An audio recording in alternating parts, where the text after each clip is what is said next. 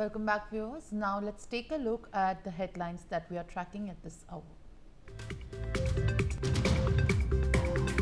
India conducts another complex rescue operation from a war-torn country. 110 students rescued from Tehran via Armenia.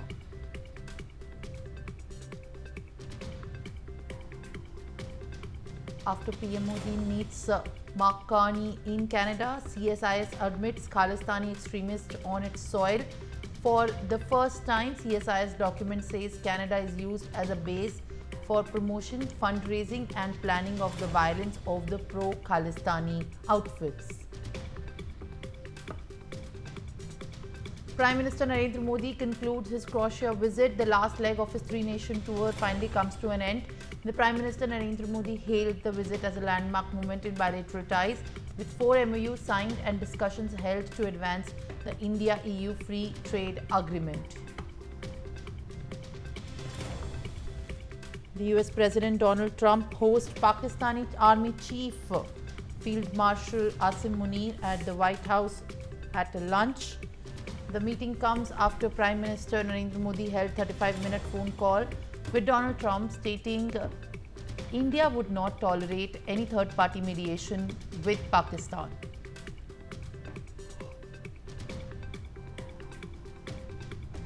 US President Donald Trump reiterates his role in India-Pakistan mediation but claims it was Modi who coordinated the ceasefire from India's side with Pakistan.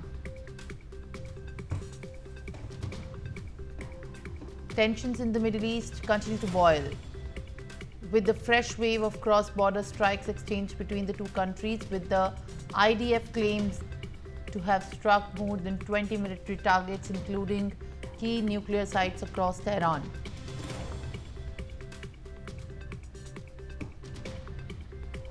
Air India Chairman N. Chandrasekhar apologizes for the tragic Ahmedabad plane crash that resulted in 275 casualties. This comes after the airline decided to reduce its international services by 15% over the next few weeks.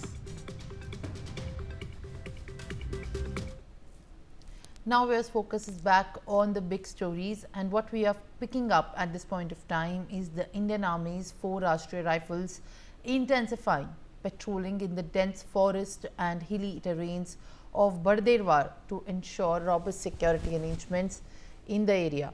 The move comes as a major tourist spot in Jammu and Kashmir reopened, with the Indian Army working to safeguard residents and the visitors in the area.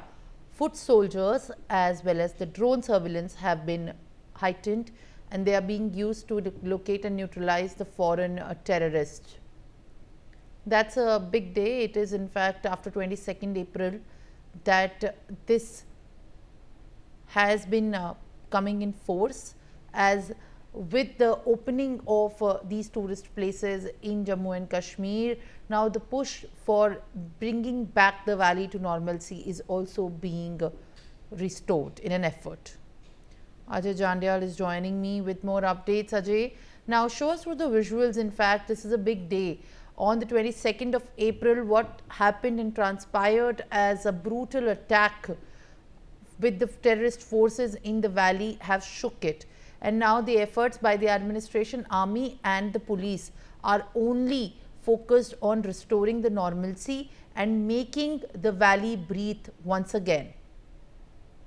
Yes, you rightly said, because this is the day for what people were waiting for, and after the Pahalgam attack, what we have seen that the tourist destination started shrinking in Kashmir because of the ongoing terror threats, and authorities have closed most of the tourist destination by saying that there are possibilities that they basically were having a fear that possibly terrorists, those who are not still killed with the Pahalgam incident responsible, they can once again try to attempt such things. So that's why these tourist destination was closed. But now, after with the passage of time, after security forces, they have ensured the safety and the security on such a tourist destination. This has been decided by the authorities to once again set them reopen, and now tourist destination in Bhadrawa, in Kishtwar, in other part of the Jammu and Kashmir that are open for the tourists. Those who basically have planned their journey for the Jammu and Kashmir, they can come over here, and adequate security measures are put in place so that tourists, those will come here to the Jammu and Kashmir, they can feel secure in such kind of atmosphere. So that's why this decision has been taken by the authorities, and definitely a peaceful atmosphere has to be given to the tourists. That is what authorities are ensuring on the ground. Absolutely. In fact, Ajay, now I'll request you to kindly stay on with us, as what we are picking up next is also an important development. Minister of State for External Affairs of India, Kirti Vardhan, has welcomed the 111 Indian students that have been evacuated under the outreach efforts by the Indian External Affairs government from Iran as the Middle East conflict blows up. Under the government of India's Operation Sindhu, the minister reached IGI airport to receive and interact with the students. This is the first batch of the Indian nationals to be evacuated from the conflict-ridden region. Brian Thomas is joining me. Brian, how exactly has the Operation Sindhu went, as more students have been seen in the visuals coming from Iran, and these students who have been stuck and witnessed in the first hand account of the situation being unfolded as strikes and attacks on the nuclear bases took place? Well, Simran, clearly it is a win situation, a successful operation that was led by the Indian government under Operation Sindhu, and we were there. Uh, there were visuals, yes, and we also exclusively spoke to a number of students there. We spoke to around 20 students and their parents also, who were successfully evacuated from Iran to New Delhi as part of Operation Sindhu.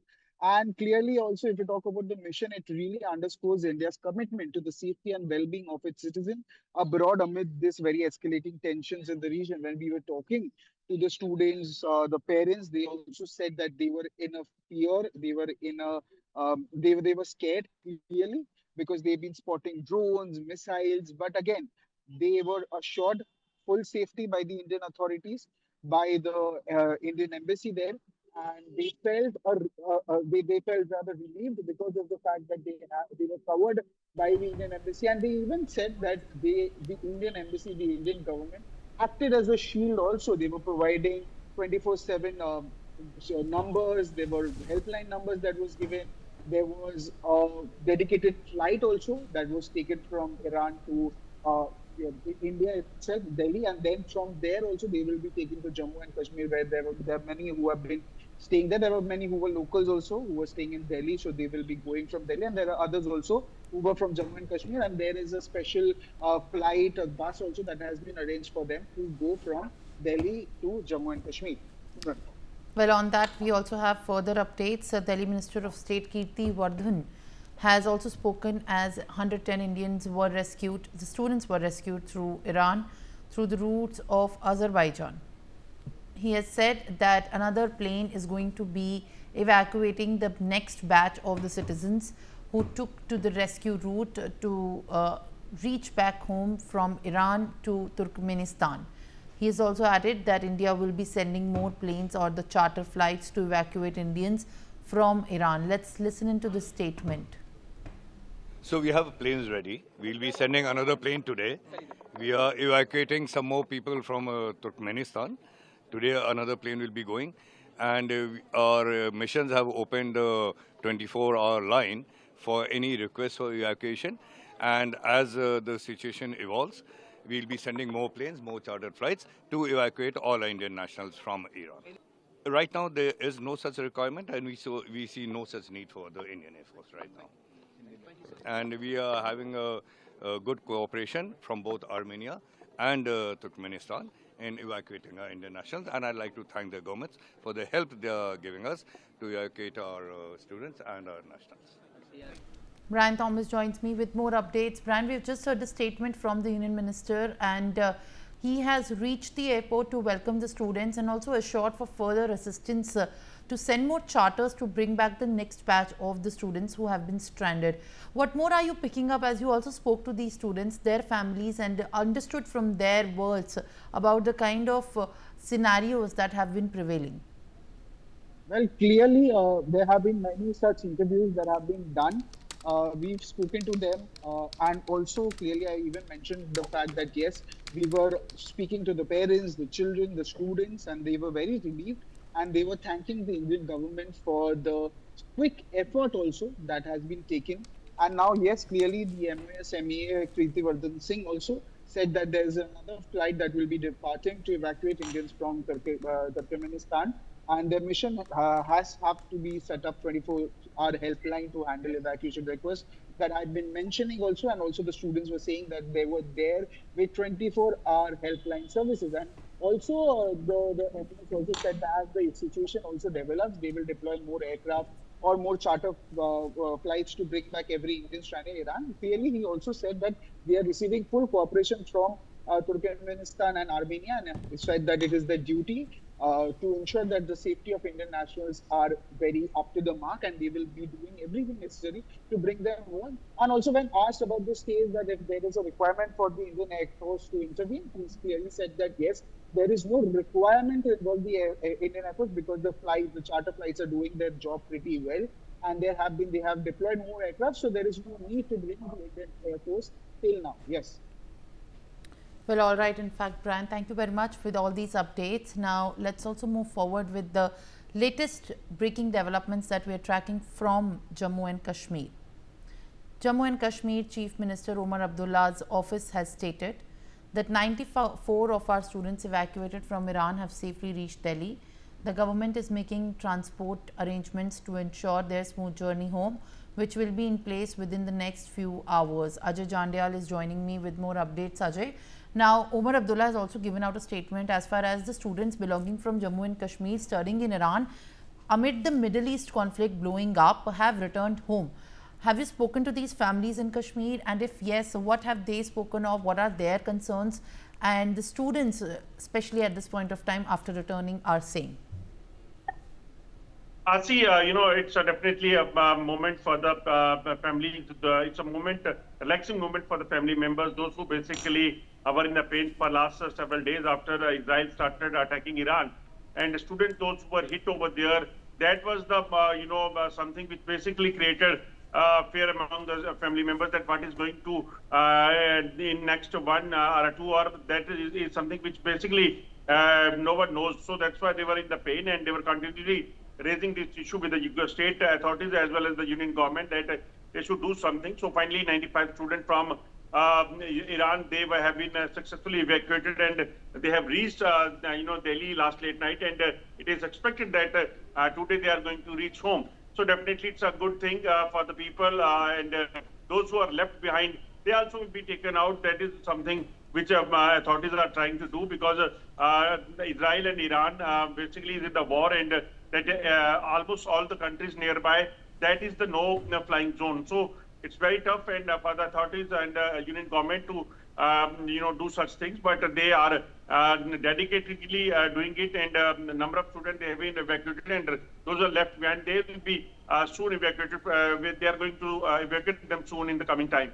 All right. In fact, Ajay, thank you very much for adding these inputs and also sharing the latest updates that you're tracking. Meanwhile, my colleague Brian Thomas has spoken with these students, the Indian students who have arrived back after the Indian government has made the complete arrangements under Operation Sindhu from Iran amid the Middle East conflict blowing up.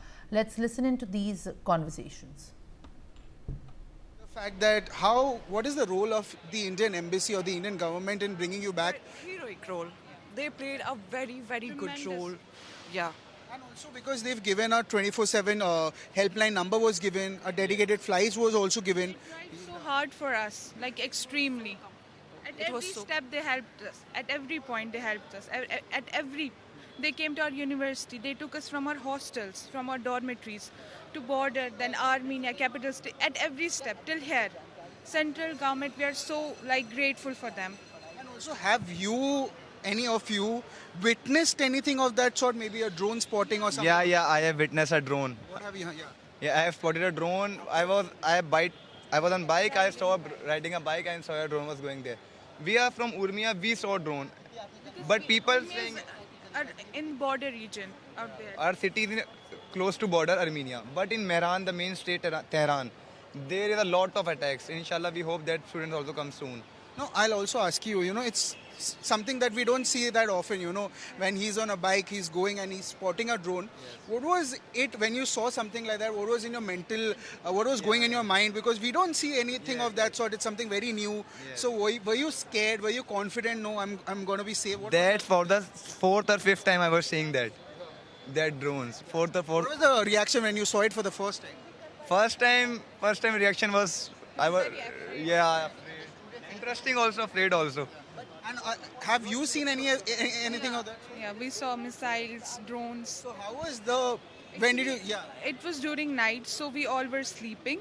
The moment we heard noise, girls, they get panicked very quickly. So the moment we saw it, we couldn't sort of comfort ourselves. I'll also be asking you itself, I've asked your friends also, they have said, yes, they've spotted drones, missiles. Have you seen anything of that? Yes, I did. What was it? Because I was asking them, I'll ask you again. We don't see something of that sort very often, right? So when you saw it for the first time, what was going in your mind? Were you scared? Were you confident? I remember exactly when I saw it the first time. It was last year. When Iran attacked Israel for one time, it was last year. We were sleeping. It was 4 a.m. and our dorm, it was a huge earthquake came, and we got so scared. We were running out of our dorm, and when we saw in the sky, there were a lot of drones, and we were scared, hell lot scared. I have one last question. I know you had a very tiring journey, and also we have been asking you itself, surrounding you. I have just one last question for you. What are you planning to do now? You've come here safely. You've come to Delhi. The Indian embassy helped.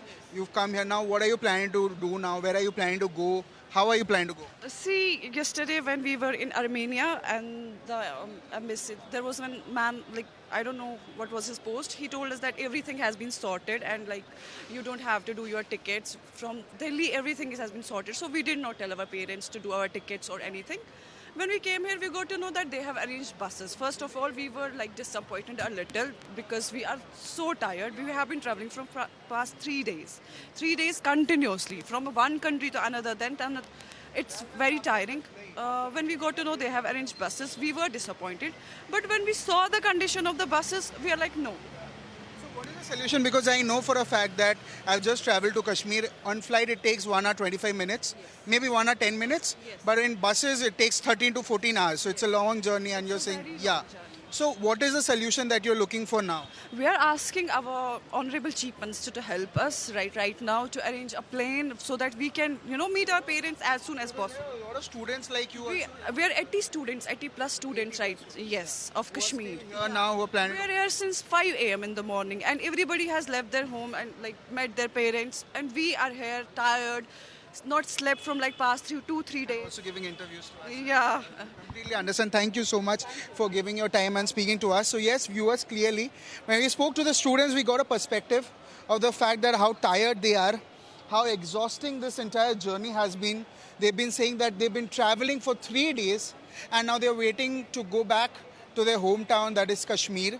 And they are waiting that they get a flight because it takes a lesser amount of time. When you go by a bus, it takes 12 to 13 hours. But on flight, it takes 1 hour, 10 minutes. So yes, there are the students, 80 plus students who are still here to the fact that they get an aeroplane and they can reach safely back to their hometown. And just after that tiring journey, they can rest a bit. And clearly also, when we spoke to them, they said the Indian government also helped them come here. So yes, clearly we had a word with them and they gave their perspective on this. This is me, Brian Anthony Thomas, signing off with camera person Ankush for Newsx. Now viewers, in fact, on that, let's also take a look at more developments coming as the aftermath of the fatal Air India crash of the AI-171 flight in Ahmedabad. Now, Gujarat Minister Hrishikesh Patel has stated that as of now, the DNA sampling that was underway of all the victims who have lost their lives in this ill-fated air crash, the DNA of a total of 210 victims have matched and 187 mortal remains have been handed over to the respective families. The mortal remains of the remaining victims will also soon be handed over to the families. Remember viewers, for Ahmedabad, this has been a very tragic, very tiring time and the hospital authorities have been overburdened with the crippling expectation of the kin of these victims who have suffered during the crash and lost their family members who have gone too soon. Jatin Rawal joins me with more updates. Jatin, क्या update है? अभी जितना DNA sample हुआ है उसमें अब तक के आंकड़ों के हिसाब से बताया जा रहा है कि 210 डीएनए सैंपल हो चुके हैं, जिसमें से 187 बॉडीज के मॉर्टल रिमेन्स दिए जा चुके हैं। पर इस समय ऐसी बहुत सी फैमिलीज हैं जो फिर भी अभी तक पूरे जो लास्ट राइट्स हैं वो नहीं कर पाए हैं क्योंकि उनके पास मॉर्टल रिमेन्स नहीं है।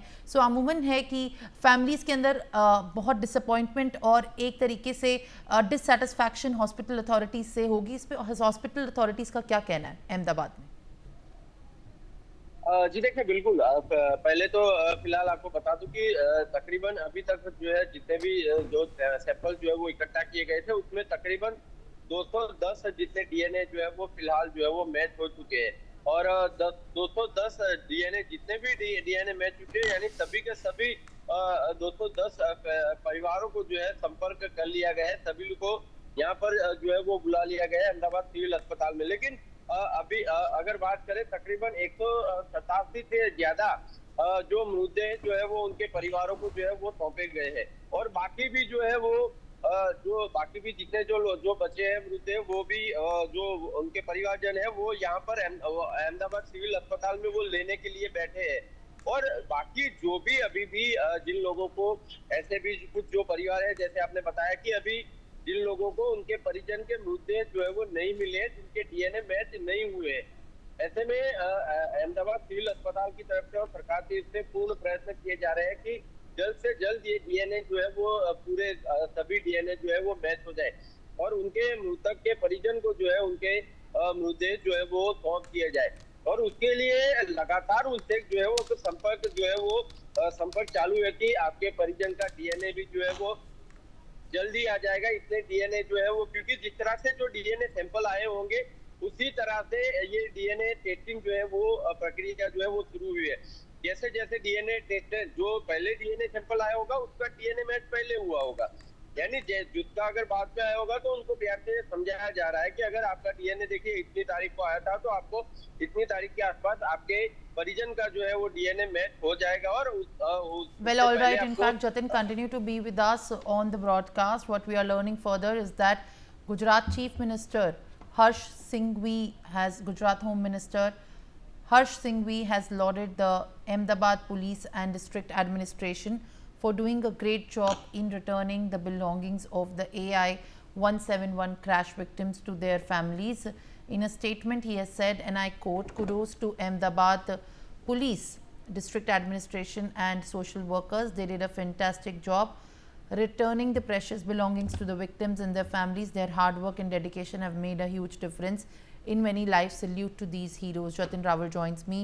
Harsh Singhvi has issued a statement as there have been many mortal remains that are still now remaining to be handed over to the families, but these belongings have also been returned. Have all the families been able to get the precious belongings of their loved ones that they have lost? देखिए, बिल्कुल जो है वो आपको बता दूं कि जिस तरह से जो ये जो गुजरात के जो गृह राज्य मंत्री हर्ष संघवी है, उन्होंने कुडोस की टीम है, यानी पुलिस की जो टीम है, जो लगातार जब से ये जो घटना हुई है, चाहे वो वहां से जगह पर पहुंचने की बात हो या तो फिर अभी फिलहाल जिस तरह से जो जितने भी जो मृतक है उनके जो सामान जो थे वो उनके परिजनों तक पहुंचाने की कार्यवाही, ये भी कार्यवाही जो है वो काफी जटिल कार्यवाही है। ऐसे में भी पुलिस जो है लगातार अपना जो है अपनी मेहनत से जो है पूरी मेहनत से ये काम जो है वो कर रही है, अपने टीम वर्क से ये काम जो है वो कर रही है। और उसी के बलबूते पर ये पूरा जितने भी जो मृतक के जो परिजन है उनको जो उनके परिजनों की जो मृत्यु हुई है उनको जो उनका जो भी जो सामान अगर फ्लाइट में कुछ भी रह गया होगा तो सभी सामान को एक एक चीजों की तरफ से उसको वेरीफाई करके जो मृतक के परिजन है उन तक जो है वो पहुंचाने की जो कामगिरी पुलिस के द्वारा की जा रही है उसकी जो है वो गृह राज्य मंत्री हर्ष संघवी ने उनकी जो है वो प्रशंसा की है। उनकी 2 दिन पहले भी 2 दिन कल ही जो है गुजरात के गृह राज्य मंत्री हर्ष संघवी ने कल भी इसकी जो है वो सराहना की थी। आज फिर से एक बार उन्होंने जो है इसी काम की जो है सराहना की है कि जिस तरह से गुजरात की पुलिस भी लगातार लगातार घंटों से जो काम कर रही है, ये जो वेरीफाई करने की जो कामगिरी कर रही है, ये काफी जो सराहनीय कामगिरी है। जी। All right, Jatin, thank you very much with the latest updates that you are able to, in fact, gather. And the mortal remains of Air India flight AI-171 victims and including the co-pilot Cleve Kunder have reached his residence in Mumbai, the native place that the co-pilot belonged to. The plane en route to London's Gatwick Airport had crashed in Ahmedabad, viewers, tragically taking away the lives of 275 people. While this has been understood as one of the worst aviation disasters in the history, this is also the moment for the people to realize that in fact they have lost these very determined and also very experienced pilot and co-pilots. All right, the mortal remains have reached, and with that we are also moving forward to new updates that we are able to gather.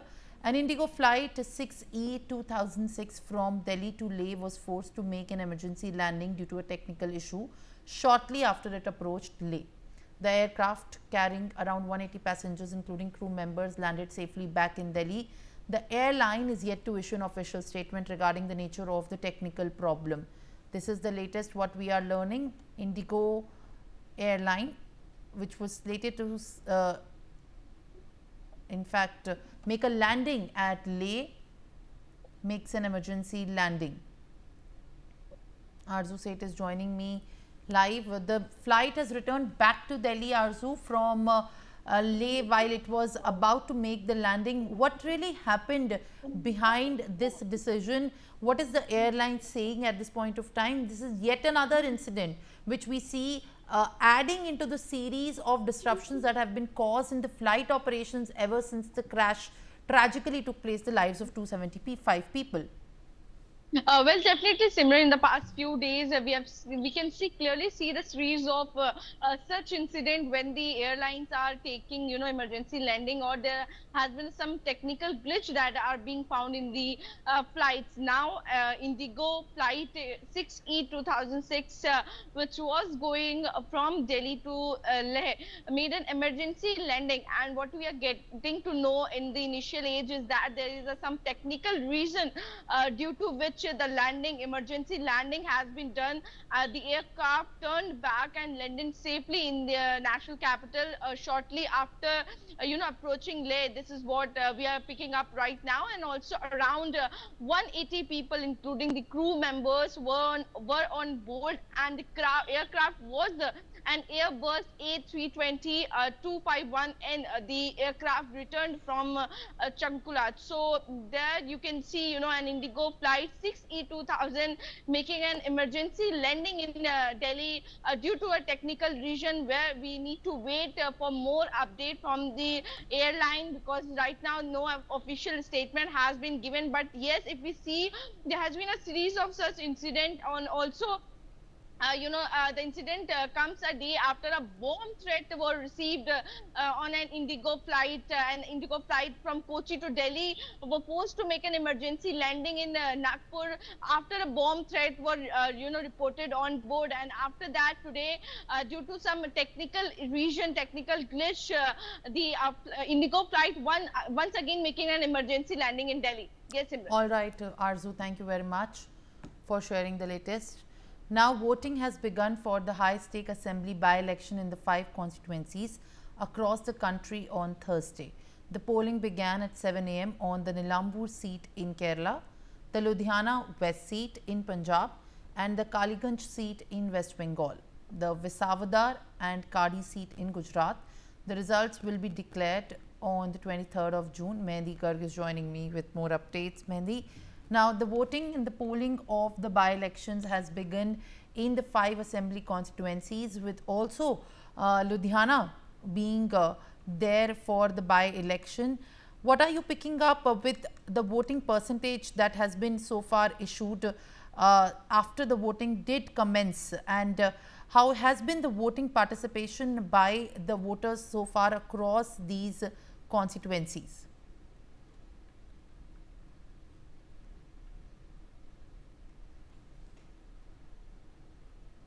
region amid tight security arrangements. And the seats where polling is underway are, Kaliganj in West Bengal, Neelambur in Kerala, Ludhiana West in Punjab, and Kadi and Visawadar in Gujarat. So polling have commenced amid tight security arrangements, including the deployment of, central security forces and police, along with live monitoring as well. But if we talk about, what is the polling percentage right now and how people are, coming to vote, then as of, till 9 a.m. in Assembly by-polls, Visawadar was around 12.10%. People have come to vote. In Kadi, 9.05% people voted. In Neelambur, 13.15% voted. In Ludhiana West, 8.50% people voted, and in Kaliganj, 10.83% voted. So these are the numbers that have been come from the Election Commission of India, and people are still coming out of their homes to cast their votes for these by-elections. So as of now, all the eyes on on all these seats, as the fact that assembly elections are due in two of the states, Kerala and West Bengal, early next year, and makes this mini electoral contest all the more interesting. So all these 5 seats are very interesting right now. All right, Mehdi, thank you very much for sharing the latest updates that you are able to gather at this point of time. Now, viewers, with more news and updates on the other side, stay tuned. For more such videos, subscribe to the Newsx YouTube channel, hit the bell icon.